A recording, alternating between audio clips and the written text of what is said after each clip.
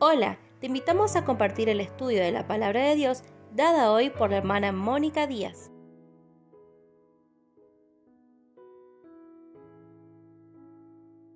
Lecciones en la Epístola de Judas. Mensaje del tiempo del fin. Perfil profético del tiempo del fin, estudio en la Epístola de Judas. En la continuidad de nuestro estudio, estamos considerando el versículo 3 y vemos la importancia de esta epístola, que está indicada por el poderoso significado de la palabra griega que significa contender intensamente. Ella es epagono simai. Su significado es visto en los siguientes usos, como instigar, soltar, impulsar, iniciar juicio a la ley, luchar por contender intensamente. Esta palabra aquí significa contender en contra de la mala doctrina, con todo el poder y potestad que la palabra y el Espíritu pone con autoridad en nuestro medio, como fieles administradores de la gracia de Dios. Y el modo de Dios de ser así no es tanto por hablar específicamente del error, como por morar en él, sino por enfatizar la verdad y proclamarla al pueblo del Señor. Sin embargo, también hay un tiempo y manera para exhibir el error, y es esto precisamente lo que procede a hacer Judas. Si tal vez algunos podrían enseñar que los santos pueden escabullirse sin oposición y sin problemas y ganar el premio y así de igual manera lograr la corona. Si eso fuese así, entonces Judas escribió en vano aquel día, pero sabemos que no lo es así, pues él escribió en armonía con todos los otros sagrados escritores.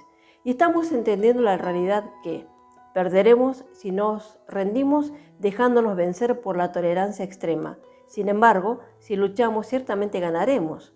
Entonces, arrebatemos ahora la feroz batalla, pues dardos ardientes pueden perforar nuestro pecho, pero debemos recordar una gran verdad, que la victoria ciertamente no será ganada por aquellos que nunca corren. Judas, escribiendo en el poder del Espíritu Santo, exclamó: contended ardientemente, intensamente, en el verso 3. Frecuentemente los santos dicen, bueno, Dios es amor, es bondadoso y tierno, nunca habla áspero o cortando a alguien. Sí, Dios es amor, pero como nos dice Salmo 7:11 y leemos: Dios es pues justo, y Dios está airado contra el impío todos los días. Y esto es a causa de que ellos no aceptan a su Hijo Jesús. Notamos claramente la verdad que es aguda. También recordamos la actitud del Señor tocante a sus discípulos. Él reprochó la incredulidad. Finalmente se apareció a los 11 y leemos en Marcos capítulo 16, verso 14 de King James. Y nos dice así: Estando sentados ellos a la mesa, y le reprochó su incredulidad y dureza de corazón, porque no habían creído a los que le habían visto resucitado. Veremos entonces 3 ejemplos acerca de la verdad aguda. También recordamos la actitud del Señor tocante a sus discípulos. Primero veremos Pedro y Jesús, segundo Bernabé y Pablo, y tercero Saúl y Samuel. Leemos ahora en Marcos capítulo 16, verso 14 de la versión revisada. Finalmente, se apareció a los 11 mismos, estando ellos sentados a la mesa, y les reprochó su incredulidad y dureza de corazón, porque no habían creído a los que le habían visto resucitado. Y cuando Pedro se compadeció y urgió a Jesús a compadecerse a sí mismo, el Señor le expresó y leemos la real realidad aplicando la verdad aguda. Leemos el pasaje en Mateo capítulo 16, verso 22. Entonces Pedro, tomándolo aparte, comenzó a reconvenirle, diciendo: Señor, ten compasión de ti, en ninguna manera esto te acontezca. Y el Señor dijo severamente a Pedro, verso 23, Pero él, volviéndose, dijo a Pedro: Quítate delante de mí, Satanás, me eres tropiezo, porque no pones la mira en las cosas de Dios, sino en las de los hombres. el Señor discernió claramente que no era Pedro el que hablaba.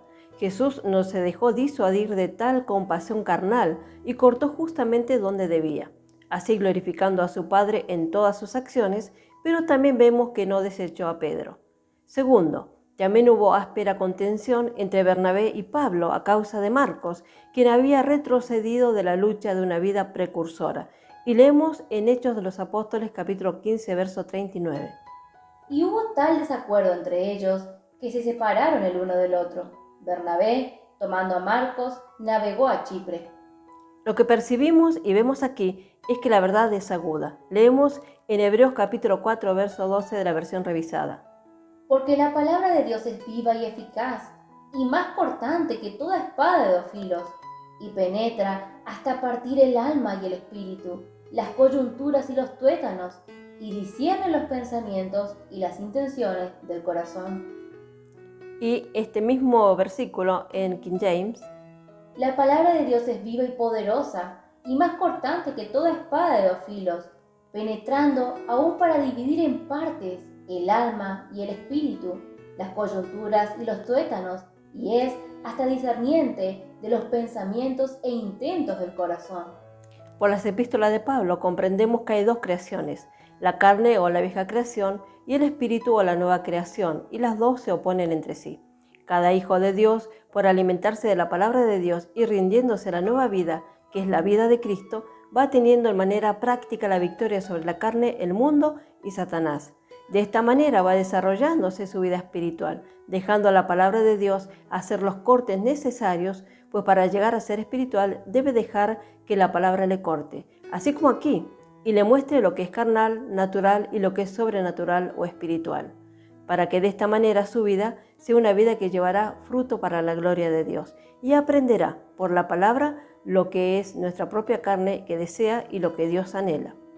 Y asimismo, por rendirse a la acción de la palabra, llegará a experimentar la santificación práctica, separado de las cosas que contaminan y aún más la separación profunda hacia Dios. Entonces, así y solo así, por entender esta verdad, anhelaremos usar esta espada de dos filos sobre las otras personas, aún sobre los creyentes. Esta puede cortar entre compañeros cercanos, entre amigos cálidos, pero si es necesario para movernos a la voluntad de Dios, tenemos que permitirle a la palabra de Dios cortar. No nos atrevamos a aceptar la carne, ni la nuestra ni la de otros. Debemos proceder sin parcialidad. Para tener en cuenta tenemos algunas menciones de las cuales es preciso considerarlas. El tercer ejemplo acerca de la verdad aguda lo vemos en Saúl y Samuel. El rey Saúl exceptuó lo mejor de la carne, pero esa actitud le costó perder su corona. Leemos en el primer libro de Samuel, capítulo 15, verso 1. Después Samuel dijo a Saúl: Jehová me envió a que te ungiese por rey sobre su pueblo Israel. Ahora pues, está atento a las palabras de Jehová. Verso 2. Así ha dicho Jehová de los ejércitos: Yo castigaré lo que hizo Amalec a Israel, al oponerse en el camino cuando subía de Egipto. Verso 3. Ve pues y hiera a Amalec y destruye todo lo que tiene, y no te apiades de él. Mata a hombres, mujeres, niños y aun los de pecho, vacas, ovejas, camellos y asnos.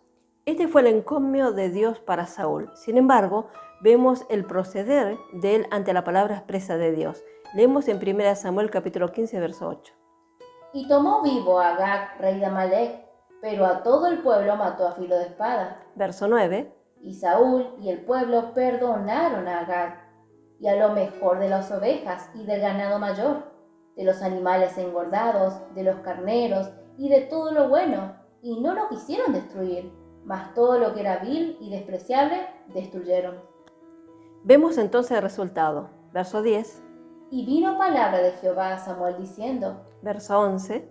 Me pesa haber puesto por rey a Saúl, porque se ha vuelto de en pos de mí, y no ha cumplido mis palabras. Y se apesadumbró Samuel, y clamó a Jehová toda aquella noche. Consideremos la reacción de Saúl y la declaración de Dios. 1 Samuel capítulo 15, verso 13. Vino pues Samuel a Saúl, y Saúl le dijo: Bendito seas tú de Jehová, yo he cumplido la palabra de Jehová. Y verso 14. Samuel entonces dijo: Pues, ¿qué balido de ovejas y bramido de vacas es este que yo oigo con mis oídos? Estamos ante la excusa de Saúl y la realidad de la veracidad de la palabra de Dios. Verso 15. Y Saúl respondió: De Amalec los han traído, porque el pueblo perdonó lo mejor de las ovejas y de las vacas, para sacrificarlas a Jehová tu Dios, pero lo demás lo destruimos. Verso 19. ¿Por qué pues no has oído la voz de Jehová, sino que vuelto al botín has hecho lo malo ante los ojos de Jehová? Verso 20. Y Saúl respondió a Samuel: Antes bien he obedecido la voz de Jehová, y fui a la misión que Jehová me envió, y he traído a Agag, rey de Amalec, y he destruido a los amalecitas. Verso 21. Mas el pueblo tomó del botín ovejas y vacas, las primicias del anatema, para ofrecer sacrificios a Jehová tu Dios en Gilgal. Vemos la respuesta de Dios ante tal desobediencia. Verso 22. Y Samuel dijo: ¿se complace Jehová tanto en holocaustos y víctimas como en que se obedezca las palabras de Jehová? Ciertamente el obedecer es mejor que los sacrificios y el prestar atención que la grosura de los carneros. Verso 23. Porque como pecado de adivinación es la rebelión, y como ídolos e idolatría la obstinación. Por cuanto tú desechaste la palabra de Jehová, Él también te ha desechado para que no seas rey. En esta segunda parte del versículo 23 notamos la gran pérdida de Saúl. En verdad es una gran reflexión para tener en cuenta la pérdida que hay por desobedecer la palabra de Dios. Leemos la realidad que el apóstol Pablo nos menciona en Filipenses capítulo 1, verso 12. Quiero que sepáis, hermanos, que las cosas que me han sucedido han redundado más bien para el progreso del Evangelio. Verso 15. Algunos a la verdad predican a Cristo por envidia y contienda, pero otros de buena voluntad. Verso 16. Los unos anuncian a Cristo por contención, no sinceramente, pensando añadir aflicción a mis prisiones. Así aprendemos que nuestra ardiente contienda no debe ser contra los hombres, sino contra el error. Leemos en Efesios capítulo 6, verso 12. Porque no tenemos lucha contra sangre y carne, sino contra principados, contra potestades, contra los gobernadores de las tinieblas de este siglo, contra huestes espirituales de maldad en las regiones celestes.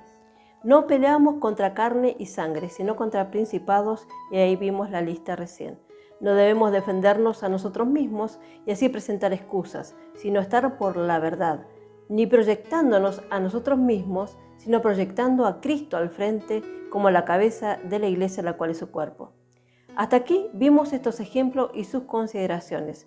Volviendo ahora a nuestro estudio en la epístola de Judas, seguimos considerando el perfil de la enseñanza de Judas y nos preguntamos, ¿cuál fue la razón de Judas de la exhortación para contender ardiente o intensamente?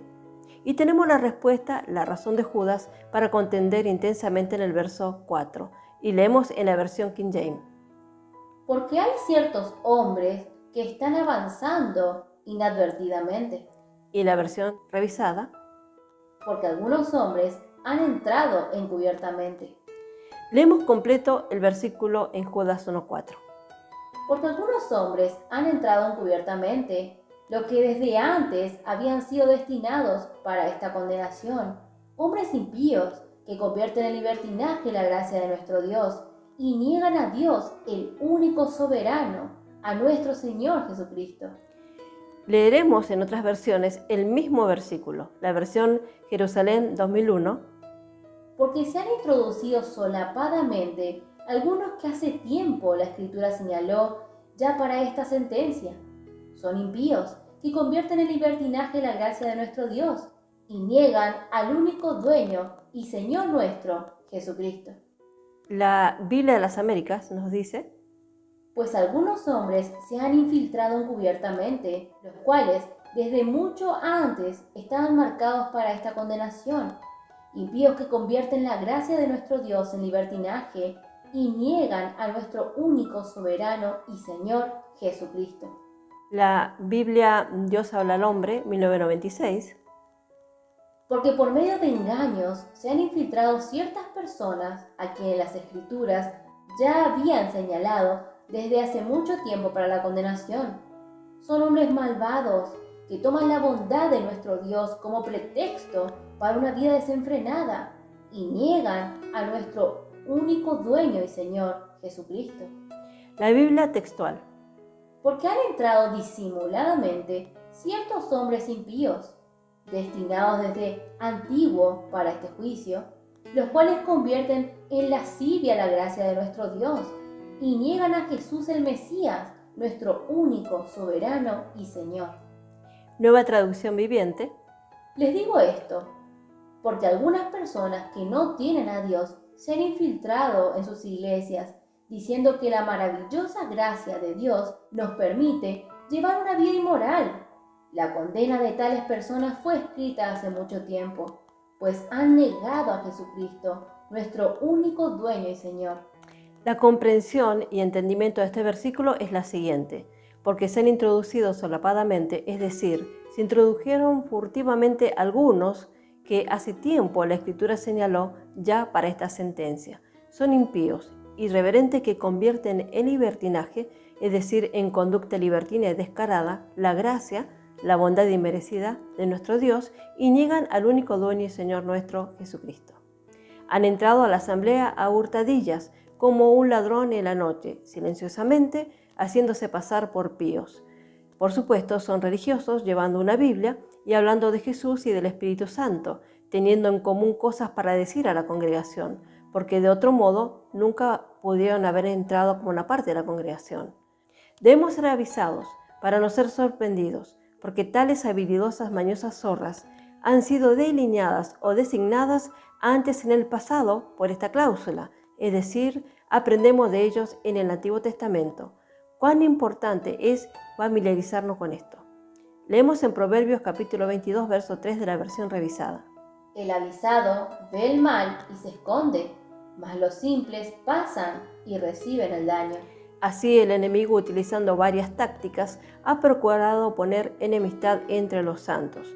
Su propósito es causar estragos en el pueblo de Dios, para que no tengamos discernimiento de dónde está la verdadera lucha y quién es nuestro real enemigo. En la expresión de algunos hombres han entrado encubiertamente, deducimos que en parte esto es lo que los hace tan peligrosos. Entran desapercibidos, confiados. Nadie advirtió que eran peligrosos. Los tales obviaron depender del Espíritu Santo no usando discernimiento espiritual. La expresión entrado encubiertamente significa deslizarse en secreto como por el lado de la puerta. Y leemos el pasaje en Juan capítulo 10, verso 1 al 3. En verdad os digo, el que no entra por la puerta en el redil de las ovejas, sino que sube por otra parte, ese es ladrón y salteador. Verso 2. Pero el que entra por la puerta es el pastor de las ovejas. Verso 3. A éste le abre el portero, y las ovejas oyen su voz. Llama a sus ovejas por su nombre y las conduce afuera. Hay una doble revelación. Dos puertas son mencionadas, aquella en el redil israelita y esta en el rebaño de Cristo, el verdadero pastor. Israel fue la oveja de Jehová, la cual fue un antiguo tema de los profetas. Él, quien entró en aquel rebaño, debió venir con la autoridad escritural. De otra manera, la nación podría no estar esperándolo para recibirlo, mas aquel vino como estaba escrito de él. Cada marca que señaló al ungido, señaló al pastor también. Estas señales combinadas constituían la puerta o entrada por la cual el verdadero reclamante vendría. Todos los otros eran ladrones y robadores, hombres buscando su propio provecho en camino de traición y violencia. El verdadero pastor de las ovejas, Jesucristo, cumplió las profecías concernientes al Mesías. Él vino en el tiempo determinado. No hay otro camino a Dios, no hay otra puerta sino Jesucristo, el Hijo de Dios. Hoy, como en el siglo I, se ven las mismas situaciones, cada uno buscando por lo suyo propio y no lo que es de Cristo. Leemos en Juan capítulo 10, versos 7 y 8. Entonces dijo Jesús a ellos, de cierto os digo, yo soy la puerta de las ovejas. Verso 8. Todos aquellos que vinieron antes de mí son ladrones y robadores, pero las ovejas no los oyeron. Aquí tenemos una segunda puerta mencionada por el pastor. La primera era la puerta por la cual él entró al redil judío. Esta, una, es la puerta para que las ovejas entren a la vida y libertad. Esta ya no es una cuestión de un redil. Esperamos todos asirnos de esta realidad. Las ovejas de Cristo están fuera con él, son un rebaño y conocen a su pastor. Otros hombres han venido antes que él, como han venido después de él, y continuarán viniendo y reclamando su lugar hasta el fin. Sin embargo, sus ovejas no fueron engañadas, afirma, y siempre habrá alguna que oirá su voz. Pero a aquellas a quienes él está hablando, no entienden nada de lo que está diciendo. El Señor, por lo tanto, repite y enfatiza su derecho como el pastor de las ovejas, extendiéndose en sus alegrías con él, en contraste a su condición con aquellos quienes les harían una víctima o al menos seguirían sus propios intereses o la dejarían como un despojo para otros. Ese buen pastor, quien entregaría su vida por ellas, y esto como la expresión del amor del Padre, nuevamente él declara, que protegerá a sus ovejas. El asalariado lo cuida por las pobres criaturas, quienes están a merced del lobo, porque no son sus ovejas. Cuando el enemigo aparece, él deja el campo para cuidar su propia piel, como la historia y la naturaleza abundantemente lo atestiguan. El lobo captura, devora y esparce a las ovejas. Esta última devastación será manifestada especialmente en la gran semana de los 7 años que se ve en Daniel capítulo 9, verso 27, que está aún para ser cumplida. El asalariado mencionado por el Señor se refiere especialmente al falso profeta, el lobo al falso rey de la profecía, en otras palabras, a las 2 bestias de Apocalipsis capítulo 13. Uno influenciará a la nación de los judíos, a hacer una imagen de rey de los gentiles y mantendrá que todos se dobleguen y adoren al ídolo. Él no las protegerá, sino que las abandonará en las manos del hombre poseído por Satanás. La ira de Dios caerá sobre ellos por esta idolatría, y tal tiempo de aflicción como nunca ha sido conocido vendrá sobre la nación, al igual que sobre el mundo entero, según lo dice Mateo capítulo 24, verso 21. Aquel será un periodo memorable, el tema de los profetas del Antiguo Testamento, así como siendo mencionado por Jesús, el apóstol Pablo, el apóstol Pedro, el apóstol Juan. El falso pastor viene para destruir y frustrar a las ovejas. Y leemos la cita en Mateo capítulo 24, verso 21. Porque habrá entonces gran tribulación, cual no la ha habido desde el principio del mundo hasta ahora, ni la habrá. El verdadero pastor viene para salvarlas, edificarlas y bendecirlas. Ni siquiera hizo a todas aquellas esperar para que la redención sea ejecutada. Aún en aquella hora Jesús estaba dando vida a la humanidad sobre la base de la muerte que él moriría. Y leemos Juan 10, 14 y 15. Yo soy el buen pastor y conozco mis ovejas, y las mías me conocen, como el Padre me conoce. Aún así, yo conozco al Padre y entrego mi vida por las ovejas. La relación existente entre él mismo y su Padre es la misma que entre él mismo y sus ovejas. Es una maravillosa unión, una comunión maravillosa, profunda y tierna. El amor implicado en estos, que él hace todas las cosas para sus ovejas. Tal acto de sacrificio y devoción da al corazón del Padre una nueva razón para el amor con él. Él ama a su amado Hijo. Volviendo a nuestro estudio de Judas y teniendo en consideración las declaraciones del Señor Jesús tocante a la puerta y de buen pastor, notamos que tales engañadores pueden pasar desapercibidos para los hombres, pero no para Dios. Así los hombres habían entrado inadvertidamente, en secreto, por una puerta al costado, no por la puerta principal y establecida. Estos vienen predicando aparentemente el mismo evangelio, pueden llevar una Biblia como dijimos, pero no son verdaderos. Su doctrina principal es convertir en libertinaje la gracia de Dios. Como lección espiritual podemos considerar que vemos la actitud constante que debemos tener como hijos de Dios, pues todo lo que Dios nos ha dado en Cristo es para nuestro beneficio, y el enemigo quiere tomarlo y tornarlo en derrota para que se tome en poco la gracia de Dios. El libertinaje no niega la existencia de Dios y de Cristo, pero sí niega la eficacia de su poder. Estos hombres hablan de Dios y de Cristo, pero no dan el lugar que su dignidad merece y corresponde. Sin embargo, tal situación de aquellos que engañan a los demás a través de sus enseñanzas y sus estilos de vida no pasa inadvertido para el Señor. Ellos pueden pasar inadvertidos para algunos creyentes, pero no para Dios. Sus juicios están asegurados para estos falsos. La verdad triunfará y nuestra responsabilidad es estar por la verdad. Y ahora la pregunta es, ¿estaremos a la altura? Esta es una de las características de los vencedores totales y plenos, la actitud de vigilar y velar constantemente y ser imparciales, estando por la verdad siempre. Gracias al Señor por su palabra y que el Señor siga bendiciendo a cada uno. Amén. Hola, los saludamos de parte del canal El Evangelio de la Gloria. Los invitamos a suscribirse a nuestro canal de YouTube y activar la campanita de notificaciones para que les llegue toda la nueva info a medida que subimos cada video. Dios les bendiga ricamente.